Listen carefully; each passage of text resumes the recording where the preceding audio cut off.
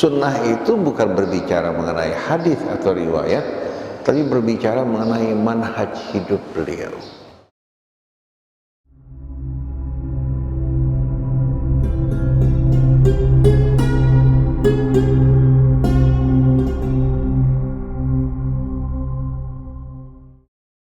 Bismillahirrahmanirrahim.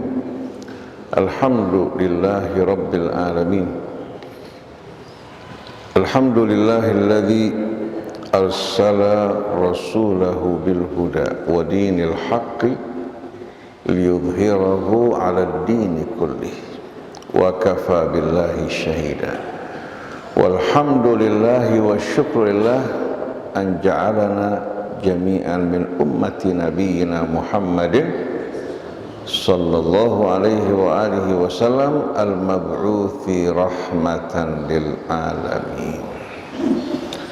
Salawatullahi wa salamuhu alaihi wa ala alihi wasairina ala nahjihil qawid. Assalamu alayka ya Rasulullah. Assalamu alayna wa ala ibadillahis salihin. Wassalamu alaikum warahmatullahi wabarakatuh. Alhamdulillah, tadi Bapak Ibu telah mendengarkan yang disampaikan oleh Ustadz Hamzah bin Attas Al-Attas. Selanjutnya bersama-sama kita akan merenung dalam suasana peringatan lahirnya seorang Rasul yang diutus sebagai pembawa rahmat untuk seluruh al-alamin, juga pemberi petunjuk dan cahaya di tengah-tengah kegelapan hidup manusia. Cuma kita dalam memperingatinya pada saat ini bukan berbicara mengenai sejarah hidup beliau, tapi kita langsung masuk ke dalam inti risalah Nabi kita Muhammad sallallahu alaihi wasallam. Dari mana kita masuk? Kita akan masuk melalui Al-Quran. Kita semua tahu bahwa nama-nama Al-Quran, di samping dia bernama Al-Quran, Alkitab, di antara nama-nama yang diberikan untuk Al-Quran adalah Huda, Nur, Syifa, Rahmat, juga Al-Furqan. Kemudian di antara nama yang lain Adz-Dzikr, Adz-Dzikr. Juga di antara nama dan peran Al-Quran juga Syifa, penyembuh. Nah, Nabi kita Muhammad sallallahu alaihi wasallam yang membawa dan menyampaikan Al-Quran, dengan sendirinya dia menyatu dengan makna-makna tersebut. Dia menyatu dengan makna-makna dari Al-Quran tadi. Bila Al-Quran sebagai nur, maka Nabi dengan sendirinya menjadi nur di tengah-tengah umat manusia. Betul tidak Ibu sekalian? Seandainya Al-Quran itu merupakan hudan, Nabi dan Rasul ini tidak pernah mendahului Al-Quran atau lambat dari Al-Quran, tapi dia seiring dengan Al-Quran. Berarti Nabi juga ya sebagai hudan, petunjuk bagi manusia. Apabila Al-Quran merupakan syifa, juga rahmat, maka dengan sendirinya Nabi juga menyatu dengan syifa, makna tersebut juga dengan rahmat. Maka Nabi juga sebagai syifa, sebagai rahmat dengan apa yang beliau sampaikan, dengan juga cara hidup beliau yang dinamakan sunnah. Sunnah itu bukan berbicara mengenai hadis atau riwayat, tapi berbicara mengenai manhaj hidup beliau. Seandainya Quran bernama Furqan sebagai pemisah di antara yang hak dan batil, Nabi juga demikian. Seluruh hidupnya menjadi faisal, menjadi Furqan yang menegaskan mana yang hak dan mana yang batil. apa yang sampai kepada kita dari petunjuk Nabi, maka itu merupakan kebenaran yang tidak meragukan, karena kebenaran ini menyatu dengan Al-Quran. Oleh karena itu dari sini, kalau kita menjumpai ada riwayat hadis yang tidak sejalan dengan makna-makna tadi, maka dengan sendirinya kita tolak. Kemudian diantara nama Al-Quran Ad-Dzikr, maka Nabi juga sebagai mudzakir. Sebagai apa? Sebagai mudzakir. Karena Allah Subhanahu wa taala sebutkan apa? Innama anta mudzakir lasta alaihim bimusaitir. Tugas Nabi sebagai mudzakir yang memberikan peringatan. Di antara nama Al-Quran juga Al-Haq. Maka tidak diragukan cara hidup Nabi dan manhajnya merupakan kebenaran yang tidak meragukan. Karena Nabi ini seorang manusia yang betul-betul amin, amanat dalam menyampaikan risalah Allah. Tidak pernah mengada-adakan sesuatu yang tidak ada. Jujur, tegas, berani dia menyampaikan apa yang datang dari Allah tanpa ketakutan sedikit pun. Oleh karena itu, ya, dalam istilah bahasa Arab, iktasaba Rasulullah sallallahu alaihi wasallam hadhil ma'ani kullaha. Beliau ya mendapatkan dan menyatu dengan nama-nama tersebut, dan ini menjadi rambu-rambu bagi kita semua. Sebelum Nabi kita menerima Al-Quran, beliau dapat nggak memberikan petunjuk di tengah-tengah manusia? Pada saat itu belum mampu untuk memberikan petunjuk, belum juga menjadi cahaya di tengah manusia. Betul, dengan akhlak beliau, orang yang menyaksikannya memandang dengan penuh takjub, karena akhlak beliau sebelum menjadi Nabi pun akhlak yang mulia. Tapi pada saat itu beliau belum menjadi apa? Belum menjadi petunjuk, belum menjadi rahmat, belum menjadi syifa bagi umat manusia hingga turun Al-Quran kepada beliau.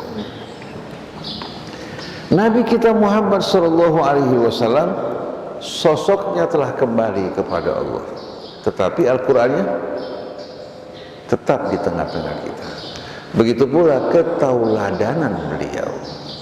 Kalau umat Islam kembali kepada Al-Quran, kembali kepada ketauladanan Nabi, kira-kira akan bersatu apa tidak? Tapi sayangnya agama yang diikuti agama yang sesuai dengan selera. Kemudian mereka ambil ayat yang digunakan sebagai pembenaran, bukan tujuannya mengikuti kebenaran. Maka lahirlah berbagai macam golongan ya, yang bercerai-berai dan saling berjauhan, masing-masing mengklaim merekalah orang yang mengikuti Al-Quran dan sunnah Nabi kita. Aneh nggak seorang mengaku sebagai ahlus sunnah, mulutnya kotor, mencaci sana, mencaci sini. Memangnya Nabi seperti ini? Mengkafirkan sana, mengkafirkan sini. Terhadap orang musyrik saja Nabi datang dengan lemah lembut. Betul enggak? Jadi kalau orang mengaku sebagai ahlus sunnah, lalu dia menganggap sebagai pengikut sunnah, ini kebohongan besar. Begitu juga orang mengaku sebagai pengikut Rasul dan keluarganya, tapi perilakunya jauh dari keluarga Rasul, sama saja dengan botol isinya khamr, mereknya madu. Betul tidak? Nah, Allah tidak melihat nama, atribut. Yang Allah lihat adalah isinya. Innallaha la yanzuru ila suwarikum wala ila ajsamikum walakin yanzuru ila qulubikum. Allah tidak melihat apa? Kepada bentuk rupa kalian, tubuh kalian, tapi Allah lihat bagaimana ketakwaan kalian.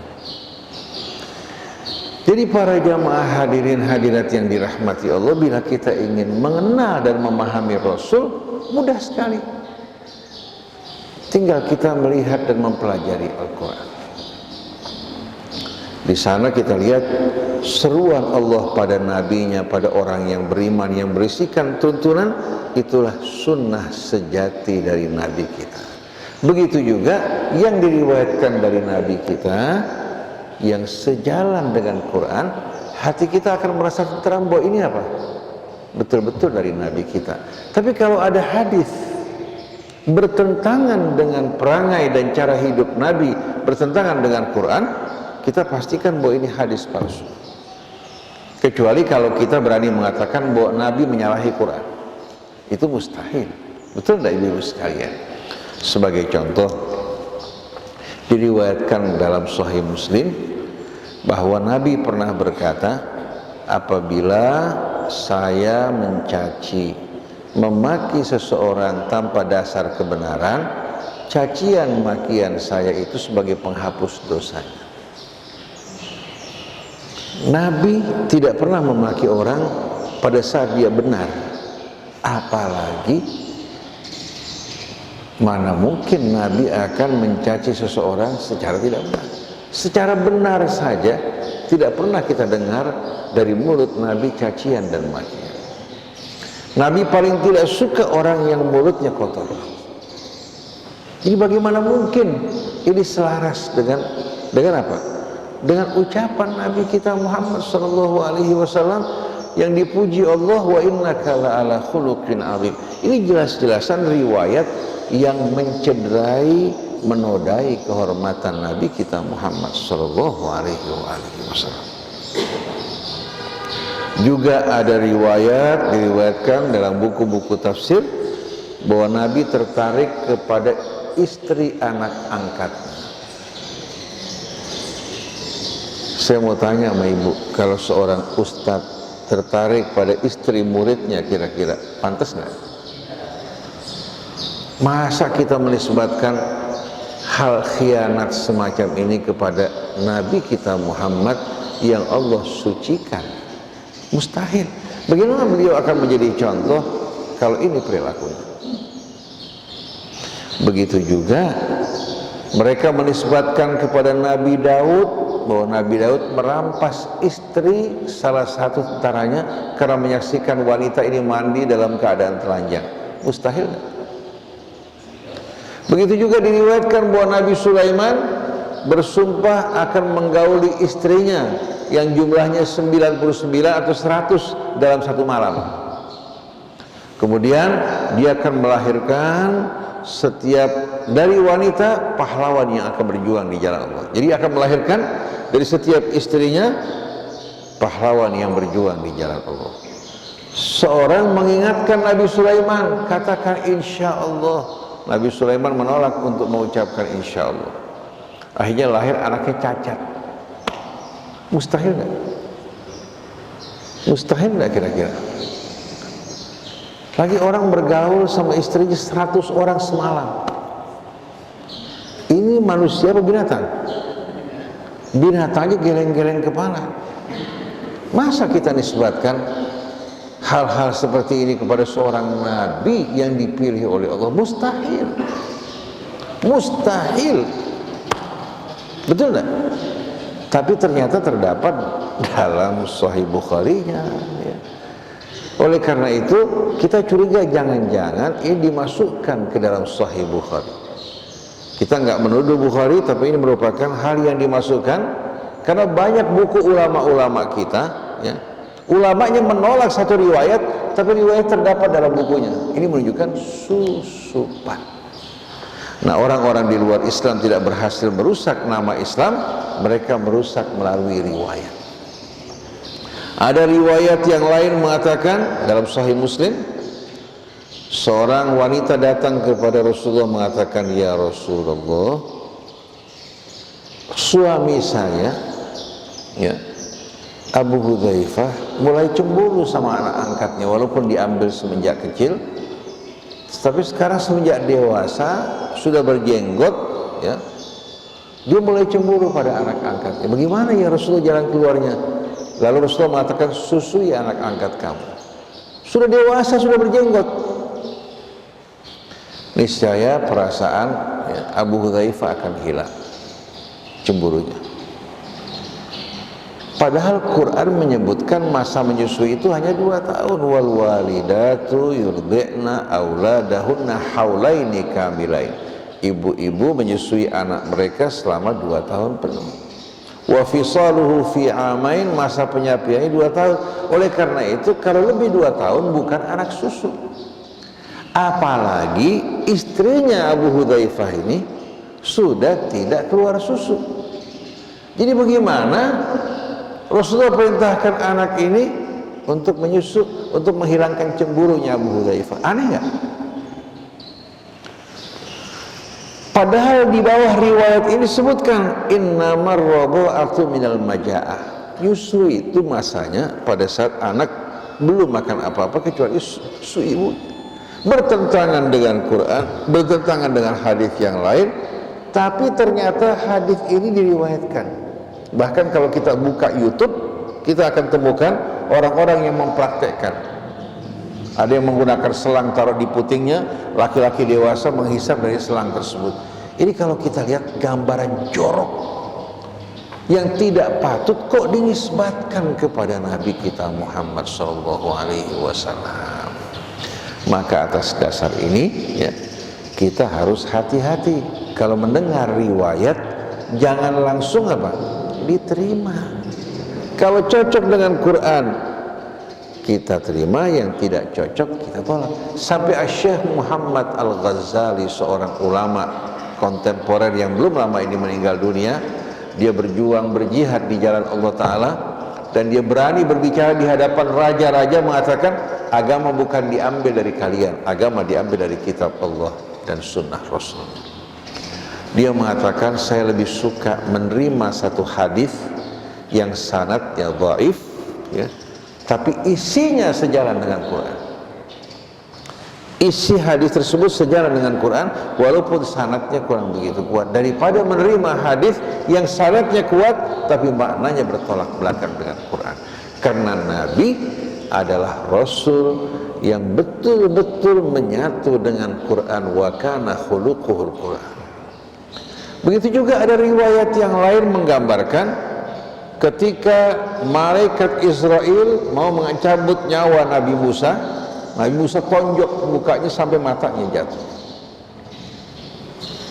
Malaikat ini bukan makhluk yang maddi ya, diciptakan dari tanah, bukan. Dia makhluk nurani ya, makhluk yang berbeda dengan kita. Kemudian Allah juga anugerahkan bagi malaikat kemampuan yang tidak dimiliki oleh kita. Kemudian mana mungkin Nabi Musa berakhlak di hadapan utusan Allah dengan cara seperti itu?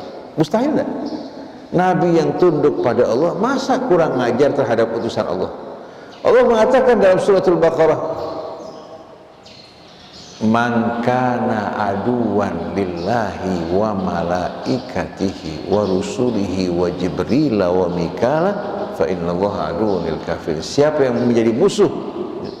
Musuh bagaimana? Musuh menjadi musuh Allah, menjadi musuh malaikatnya, rasulnya, musuh dari Jibril. Sesungguhnya Allah menjadi musuh bagi orang-orang yang ingkar dan kafir.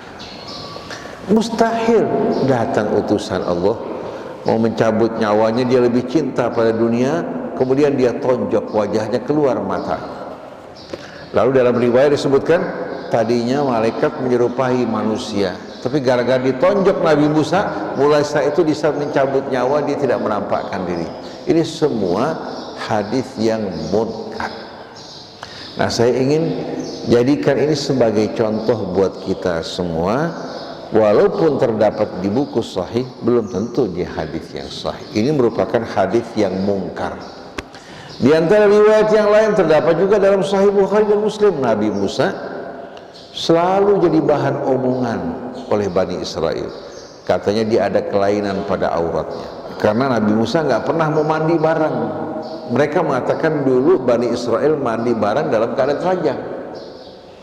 Nabi Musa nggak pernah mau melakukan hal tersebut, akhirnya jadi omongan. Sampai satu hari ingin membuktikan, Allah ingin membuktikan Nabi Musa tidak seperti omongan mereka.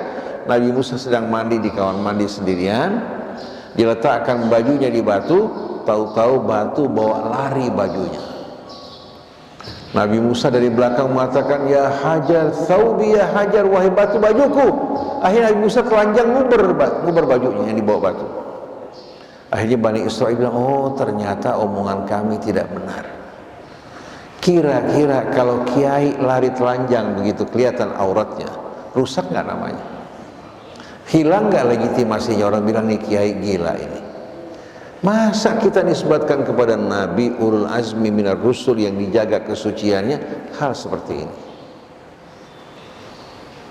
Ini terdapat dalam buku Sahih, tapi kita yakin bahwa ini hadis palsu.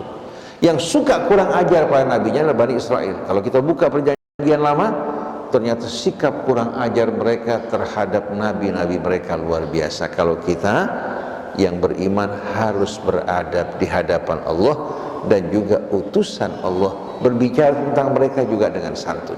Nah, kita kembali.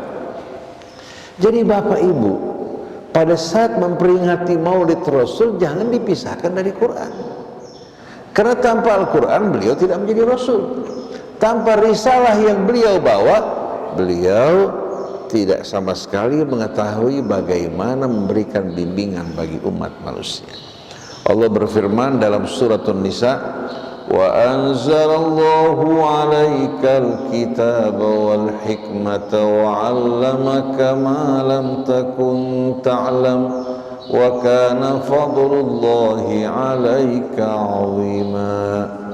Dan Allah menurunkan kepadamu Alkitab wal hikmah dan hikmah, dan juga mengajarkan apa yang kamu sebelumnya tidak tahu.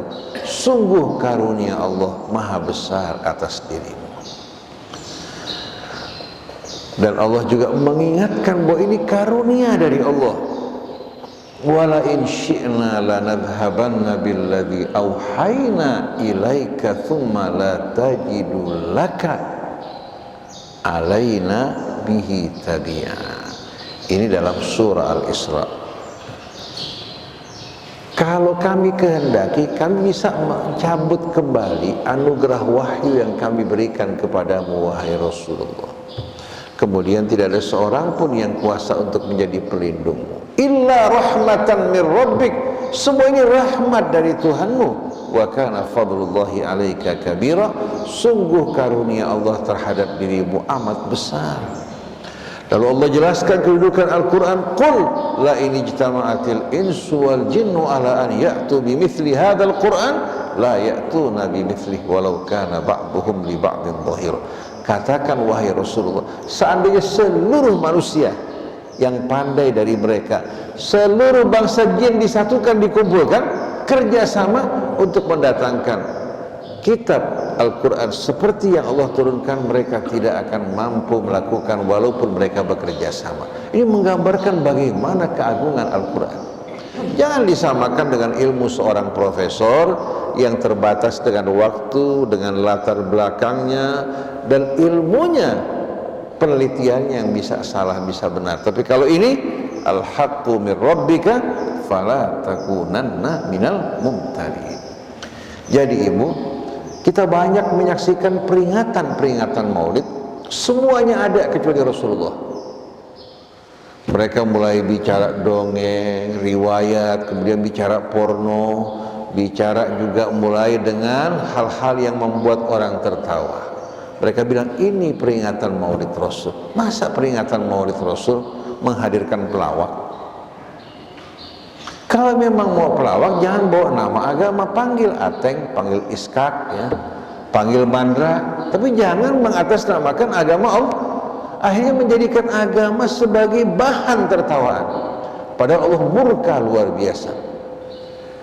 Wa dzaril ladzina ittakhadhu dinahum la'iban wa lahwa. Jauhkan orang-orang yang menjadikan agamanya sebagai permainan dan sedagur. Oleh karena itu, orang yang cinta kepada Rasul pasti cinta kepada Al-Quran. Orang yang cinta kepada Rasul pasti akan berusaha menyesuaikan akhlaknya dengan Quran. Nah, di saat kita bicara mengenai sunnah Nabi, yang artinya manhaj, pola, cara hidup, dalam Quran tidak pernah sunnah diartikan hadis, nggak ada. Yuridullah liyubayyina lakum sunanal ladzina min qablikum. Allah ingin memberikan petunjuk kepadamu tentang sunnah-sunnah orang sebelum kalian, mesti cara hidup mereka. Kalau Ibrahim bukan menggunakan sunnah, menggunakan kata millah. Millah juga sunnah sebetulnya. Kemudian Sunnatullah walan tajida li sunnatillahi tabdila. Ini sunnah Allah, kamu tidak akan menjumpai perubahan dari sunnah Allah. Nah, sunnah Allah dengan sendirinya kita tahu dari mana? Dari Al-Quran, dari Rasul. Dan hidupnya Rasul sejalan dengan keridhaan Allah Ta'ala. Oleh karena itu sunnatullah menggambarkan bagaimana manhaj, kebijakan, aturan dan hukum Allah. Langit bumi ini termasuk tubuh kita dikendalikan oleh sunnah Allah. Namanya sunnah takwiniyah. Sunnah takwiniyah yaitu struktur kita, aturan kita Allah tentukan dengan kun fayakun, bukan dengan pilihan kita. Jantung kita ini berdenyut dengan pilihan kita bukan? Allah yang kendalikan. Paru-paru kita kembang kuncup, ibu yang ngatur bukan? Bukan. Pencernaan kita begitu kita masukin makanan, dia bekerja otomatis. Semua di bawah sunnah Allah. Di bawah sunnah. Nah, yang merusak sunnatullah siapa? Kita. Makan sembarangan, akhirnya pencernaan kita terganggu. Kita merusak sunnatullah disebabkan pola makan kita. Ada yang minum minuman keras, kita kena asam sedikit, perih perut kita. Bagaimana yang tiap hari mabok? Alkohol tajam nggak? Kan tajam. Ini orang-orang seperti ini patut dikasihani. Dia mencandu sesuatu yang merusak dirinya. Nah, kita juga harus jaga kebersihan makanan kita. Di samping penyembelihannya kalau hewan, penyembelihan yang syar'i. Kalau kita sucikan penyembelihannya, insya Allah masuk ke tubuh kita dalam keadaan suci. Jangan kita suka beli ayam di pasar yang sudah dipotong. Kita nggak tahu, karena kebanyakan pedagang ini kan agamanya kan kurang baik, kecuali orang-orang yang soleh. Terkadang ayam dibawa ya dengan truk, sebahagian mati. Akhirnya mereka potong, mereka berikan warna kuning supaya tidak kelihatan birunya. Itu ayam tanpa dipotong mati dalam keadaan bangkai, kita makan. Bagaimana kita akan sehat? Jadi tazkiyah itu yang akan mensucikan makanan kita dengan bismillahirrahmanirrahim. Kemudian jangan kita terbiasa makan makanan walaupun enak di mulut tapi merusak kita. Seperti menggunakan pewarna yang berbahaya. Saus bakso itu harganya cuma 500 perak, 1000, tapi isinya bahan pewarna cat dan bahan-bahan kimia berbahaya. Kemudian juga menggunakan MSG secara berlebihan, atau makan yang di jalan terbuka tidak tertutup. Ini makanan yang bisa merusak kesehatan kita. Kita bertanggung jawab di hadapan Allah Subhanahu wa Ta'ala. Apalagi yang diharamkan Allah. Jadi para jamaah, dalam kesempatan ini saya tidak akan banyak bercerita, tapi ingin mengingatkan kembali, siapa yang jiwanya ingin diterangi oleh Allah, ditunjukkan jalannya, disembuhkan penyakitnya, dan hidupnya di bawah naungan rahmat, coba dia belajar meresapi Al-Quran dan mempelajari sunnah Rasul melalui Al-Quran dan juga riwayat-riwayat yang sejalan dengan Quran. Sebagaimana Allah perintahkan, laqad kana lakum fi Rasulillah uswatun hasanah liman kana yarjullah wal yawmal akhir wa dzakarallaha katsira. Sebagai penutup, sebelum kita bikin tanya jawab, saya dulu mulai belajar agama setelah tamat SD. Sebelum tamat SD, saya baca Al-Quran, hafal ayat-ayat surah Al-Quran, tidak semuanya, tapi nggak kenal huruf. Tidak kenal huruf, tapi bisa mengeja. Bisa mengeja. Mengejanya lebih sulit lagi.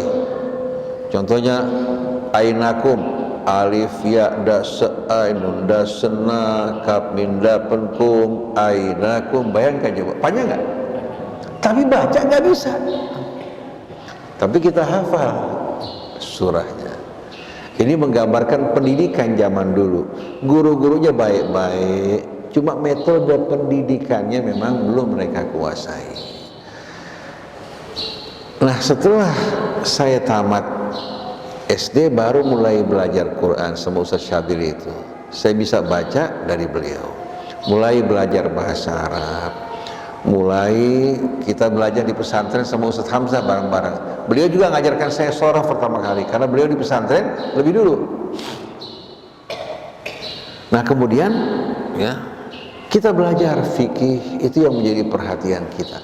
Tapi di antara pelajaran yang paling menarik, di saat saya punya orang tua, kalau mengajar di masjid buka tafsir. Itu yang paling menyentuh. Nah setelah tamat dari pesantren, saya berangkat ke Mesir, mempelajari disiplin ilmu keislaman. Tapi saya ambil melalui jalur lugha Arabia. Tapi hati masih bergelisah terus-terusan. Hati penuh tanda tanya, penuh kegelisahan, tidak rasa nyaman sama sekali. Sampai ketika saya masuk di tingkat 3, saya punya angka selalu baik. Setiap tahun lulus dalam keadaan baik, tapi hati nggak nyaman. Terkadang tidur, kita bangun gelisah sampai pagi tidak bisa tidur sama sekali.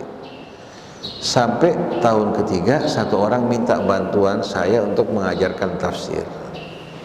Saya mengajar tafsir pada saat tersebut fi Dhilal Quran.